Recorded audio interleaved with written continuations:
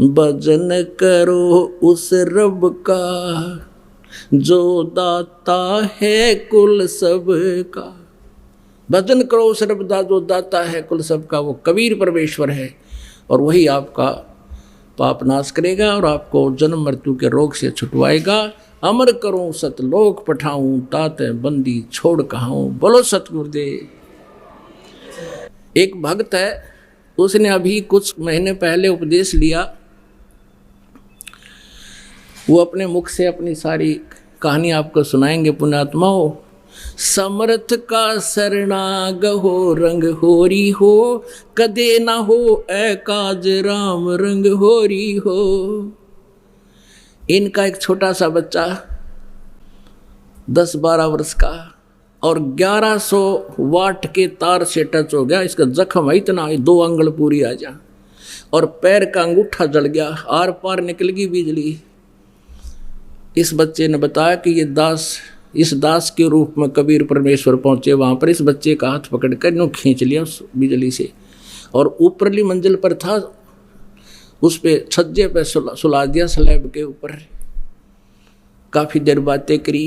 इसने कहा गुरुजी कहाँ जा रहे हो बेटा? मैं तेरे साथ हूँ, कहीं नहीं जाता। कहते हमरा भक्त पिछोड़ी होई और हमरा नाम ना लेवे कोई। अब ये वास्तव में क्या है? अब ये कथा आपको सुना रहा है, उन्होंने लिख कर दे रखी है, आपको पढ़ के सुनाते हैं। मैं भक्त सुरेश दास पुत्र श्री चांद राम निवासी गांव दनाना जिला सोनीपत और फिलहाल शास्त्री नगर रोहतक हरियाणा में रहता हूँ। वास्तव में ये मेरे चाचा का लड़का है, सगे चाचा का लड़का।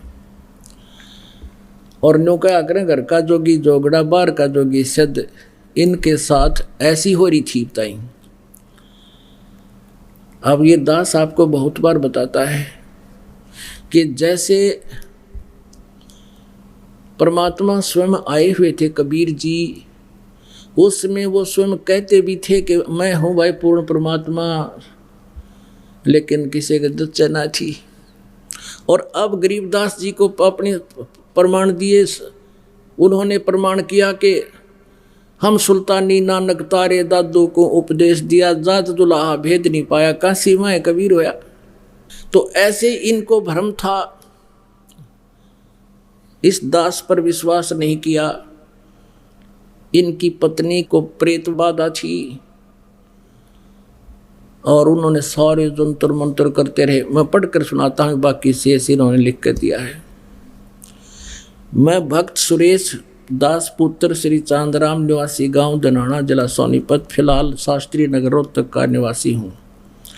सतगुरु जी के नाम उपदेश लेने से पहले मेरे घर की आर्थिक स्थिति बहुत ही कमज़ोर थी। परिवार का कोई भी ऐसा सदस्य नहीं था जो कि बीमार ना रहता हो। मेरी पत्नी को भूत प्रेत बाधा बहुत ही ज़्यादा परेशान करते थे। इतना ज़्यादा कष्ट रहने पर के बावजूद हम देवी देवताओं को बहुत पूजा करते थे तथा मेरी हनुमान जी में बहुत ज़्यादा आस्था थी। लेकिन घर में संकट पर संकट आते जा रहे थे, किसी भी काम में बरकत नहीं हो रही थी।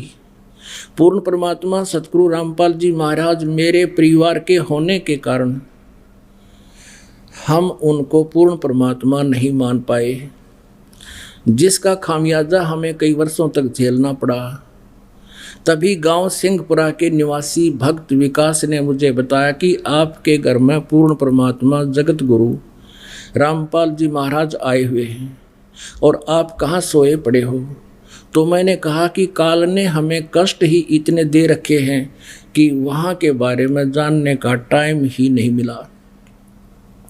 सारा समय डॉक्टरों के चक्कर काटने में चला जाता है, ऊपर से आर्थिक तंगी भी बहुत रहती है। उस भक्त ने मुझे काफ़ी समझाया कि पूर्ण परमात्मा की ऐसी दया हुई कि मैं संत रामपाल जी महाराज से नाम उपदेश लेने के लिए अक्टूबर 2010 में सतलोक आश्रम बरवाला में पहुंचा। नाम उपदेश लेने के बाद सतगुरु जी ने अपना दया का पिटारा खोल दिया और मुझे वो सुख अनुभव होने लगे जिनका वर्णन इस जुबान से कर पाना बहुत मुश्किल है। मेरी पत्नी को बहुत प्रेत सता रहे थे। सतगुरु जी की दया से अब वह पूर्ण रूप से ठीक है।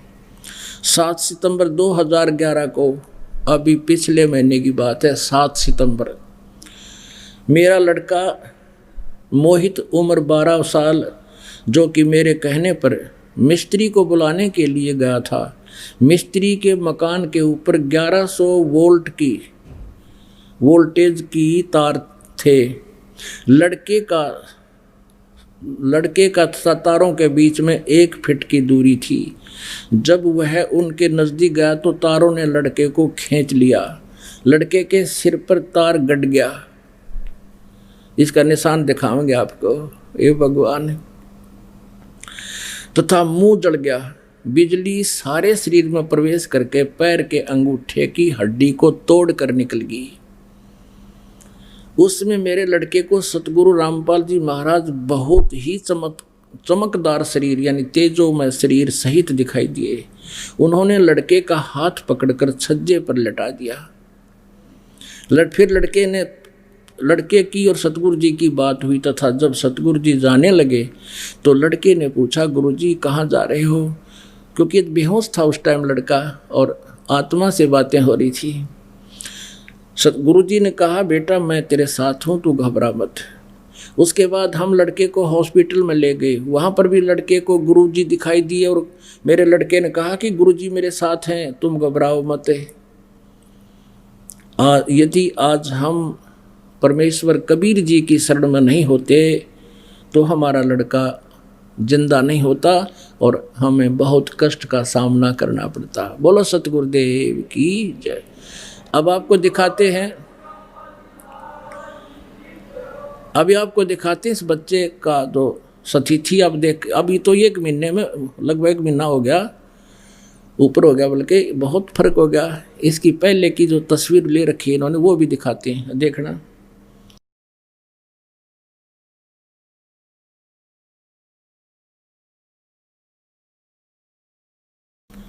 दिखा भाई, इनको बुला इधर।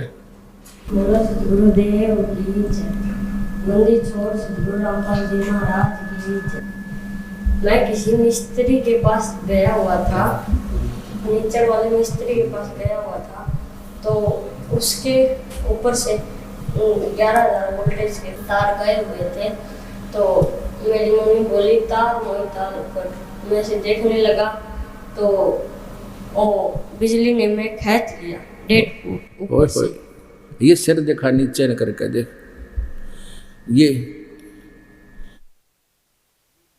ये निशान पड़ रहा है लड़के का। ये नीचा कर गर्दन थोड़ी सी, ये देख उतर जाएगी वो। ओए होए होए, ये बंदी छोड़। ये तो 1 महीने के बाद ये स्थिति 2 उंगल पूरी आ जाए ना, इतना खड्डा था इस बच्चे का। पैर का अंगूठा देखो इसका है। अब तो ये बहुत ठीक हो गया ना, कति कंडेम होया पड़ा था उस दिन। अपने आत्माओं, समर्थ का सरना गहो रंग होरी हो, कदे न हो ऐ काज राम रंग होरी हो।